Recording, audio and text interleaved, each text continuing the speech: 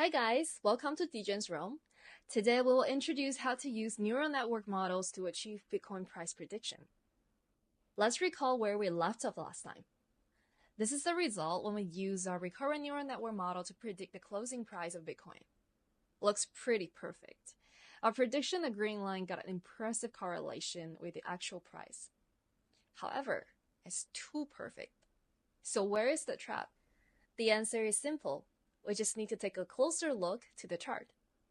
Here we randomly look at 50 days of the data. The problem becomes obvious when we zoom in. The prediction values from the model are basically just the most obvious lag, shifted by one time interval. In other words, the prediction is yesterday's closing price. The application of the RNN model does not yield any meaningful insight. Does this mean that RNN is useless? Of course not. We only need to change our mindset a bit. That is, to change our problem from an estimation problem to a classification problem. This is our original objective, to predict the closing price of Bitcoin. This is what we call an estimation problem. But think further. Our true objective is not the price of Bitcoin. What we want to know is only whether Bitcoin will go up or down, generating signals to go long or short. So, instead of predicting the closing price of Bitcoin, our new objective is to predict the direction of Bitcoin. Let's get started, shall we? The process is pretty much the same in estimation and classification. We only need to modify our training data and model structure a bit. First step, get ready the training data. We crawl from Yahoo Finance and historical prices of Bitcoin. We load the start, high, low, open, close data. Then we add technical indicators like RSI, OBV, volatility, etc. These indicators help our model to understand the data better.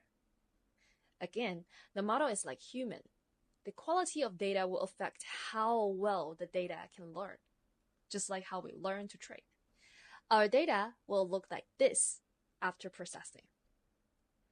After we have the training data, we will define how well the model learned. This is the part where we differentiate a classification and estimation problem. What we want the model to do is to predict the direction of tomorrow's Bitcoin trend. Therefore, our model will be trained like so.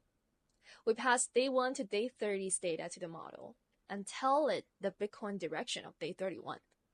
The model will correlate the data and the target direction, thus to come up with its own way to predict future directions. After day 1 to day 30, we will continue to day 2 to day 31 and so on, until we run out of the training data. The third step is to start learning. Our model has 2 hidden layers with 100 hidden units each. For details, you can refer to our last video. Basically, hidden layers and units are the brain of the model. We will train the model 50 times.